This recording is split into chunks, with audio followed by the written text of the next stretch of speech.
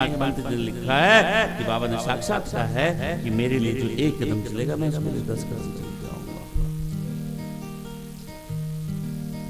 और जो मेरे निमित्त 1 रुपए खर्च करेगा उसको मैं 10 गुना वापस दूंगा। बाबा तो सीधा सीधा व्यवहार कहते हैं 1 रुपये और 10 ले।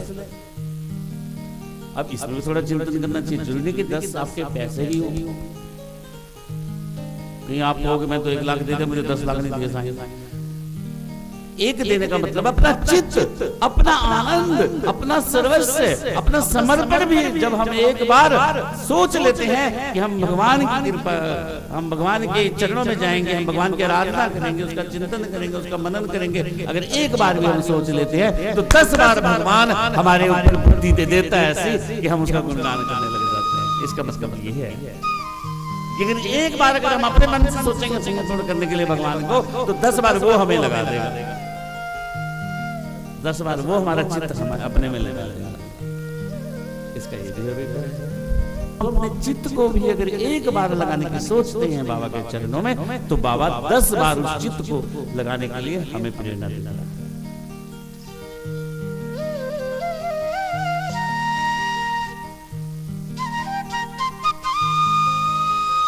कौन है ये साईं? क्या करता है ये? कहाँ रहता है ये? क्या इसकी जात थी? किसका ये बेटा था? कौन इसके माता पिता थे? कौन से गांव से रहता था? अरे किसी को नहीं मालूम।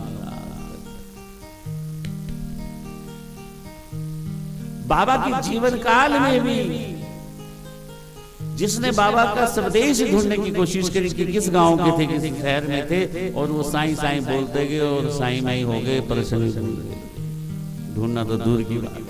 क्यों? जिस मोहल्ले में जाते साईं यहाँ रहता, जिस गली में जाते साईं यहाँ रहता।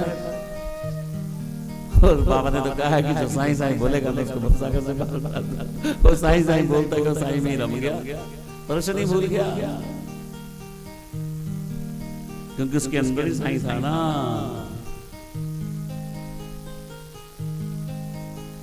उसके अंदर ही इतना चित्त कर दिया कि उसका मन साफ लिखा है हमारे पंडित ने कि जो साईं को ढूंढ लेंगे वो साईं में होगा और वापस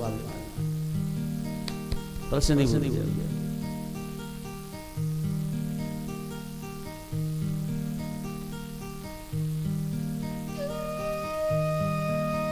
साईं का जो अवतार है वो ऐसे समय पे अवतार हुआ था जब हिंदू और मुसलमान में परस्पर वैमनस्य बढ़ गया था, वैर बढ़ गया, एक दूसरे को मानने का।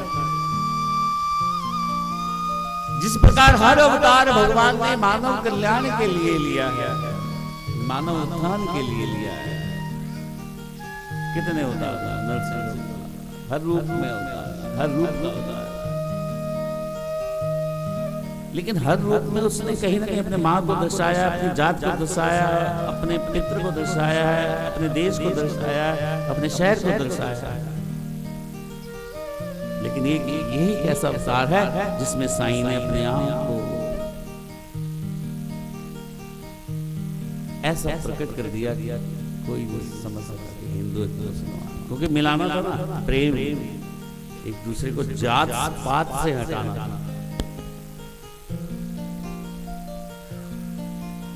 जातीय संघर्ष को खत्म करने के लिए साईं ने इस प्रेम बीज रूपी जो अवतार लिया, इस सब का मालिक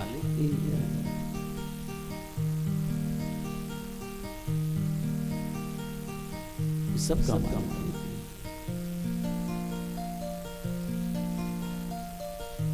और संत के रूप में लिया, पीर पैगंबर के रूप में लिया। क्या दर्शाने के लिए? प्रतिनिधि बन के आया। साईं ने कभी अपने आप को कहा अल्लाह ईश्वर करे।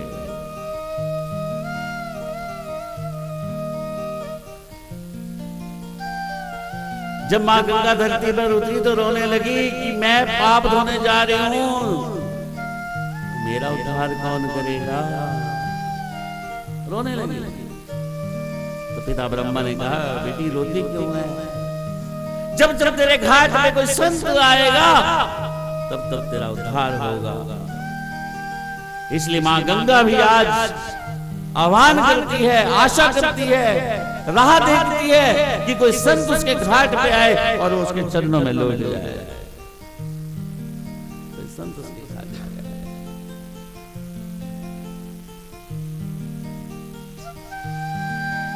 क्योंकि संत भगवान का प्रतिनिधि है। जैसे एक फैक्ट्री का जीएम जब तक किसी एम्प्लॉइज पदोन्नति के लिए मालिक को नहीं लिखेगा, तब तक मालिक को डायरेक्ट कभी किसी नौकर की, किसी की एम्प्लॉइज की तनख्वाह नहीं बढ़ा सकता। ये रूल है। प्रमोशन करके लिखेगा, लेकिन सुपरवाइजर अगर निकम्मे किसी कर्मचारी की भी प्रमोशन लिख दी है तो अच्छा काम करता है, तो उसको जीएम थोड़ा, मालिक थोड़ा देखने जा रहा है, बढ़ा देगा।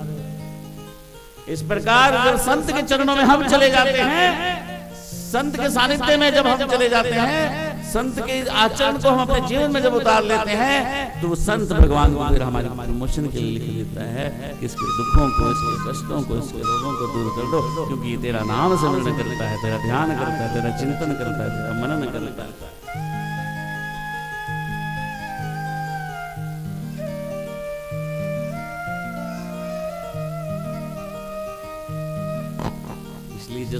अच्छे संत जब हमें कभी मिल जाएं, उनको जब हम गुरु अपना बना लें, उनकी राह पे जब हम चल पड़े तो हम भवसागर को पार हो जाते हैं। याद रखना, बगैर लक्ष्य के बताए हुए, कोई मार्गदर्शक के बगैर बताए हुए हम कभी भी कहीं कामयाब नहीं हो सकते।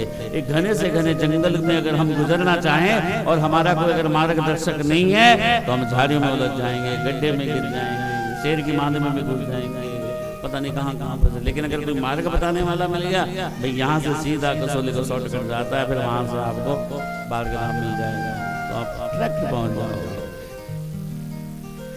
इसी प्रकार जीवन के मार्ग में भी जब हमें कोई मार्गदर्शक मिल जाता है, भगवान राम को भी अवतार लेते हुए भी, सब कुछ जानकार होते हुए भी, ज्ञानी होते हुए भी वशिष्ठ के पास जाना पड़ा, और कृष्ण को भी अवतार लेते हुए संदीपनी आश्रम में गुरु के पास जाना पड़ा।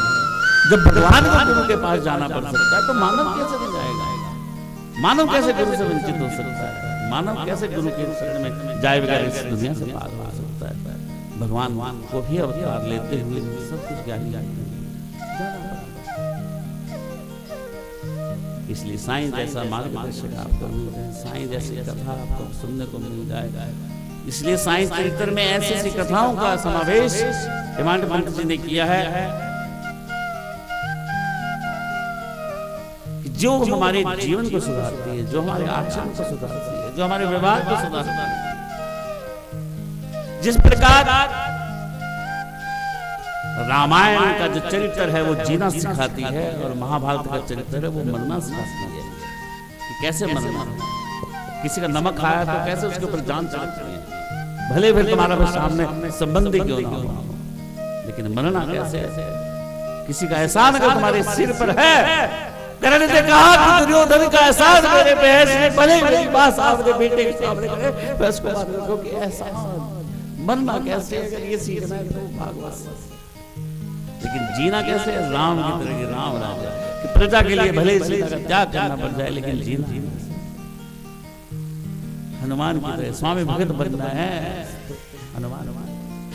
इसलिए साईं का चरित्र कैसा है कि हमें व्यवहार कैसे करना है, हमें मनुष्य से प्रेम कैसे करना है, हमें अपने व्यवहार जीवन में कैसे एक दूसरे से प्रेम करना है, एक दूसरे में काम आना है, न जात देखनी है, पात देखनी है, धर्म देखना है।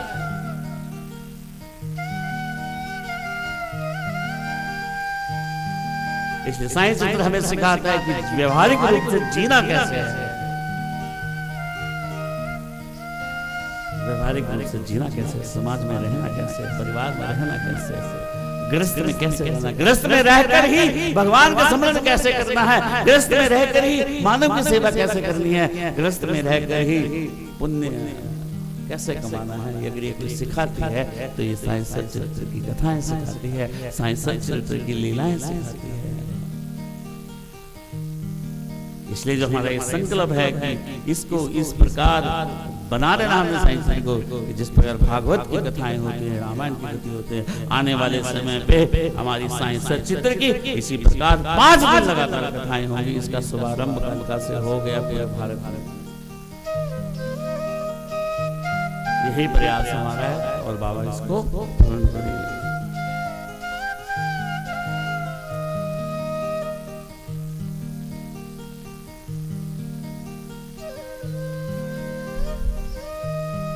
याद रखना, कोई काम आप अपने आप नहीं कर सकते कभी भी।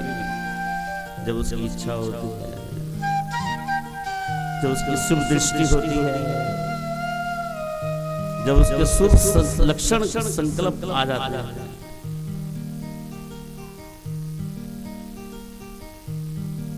जब उसके बगैर पत्ता नहीं हिलता तो हमको पता करने वाले कौन होते हैं? आप सोचो ना।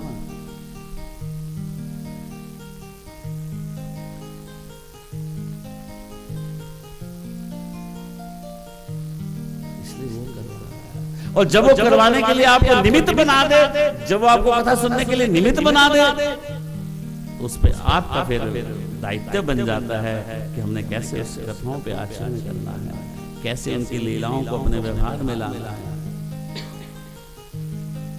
कैसे उनके उपदेशों को अपने जीवन में लाना है।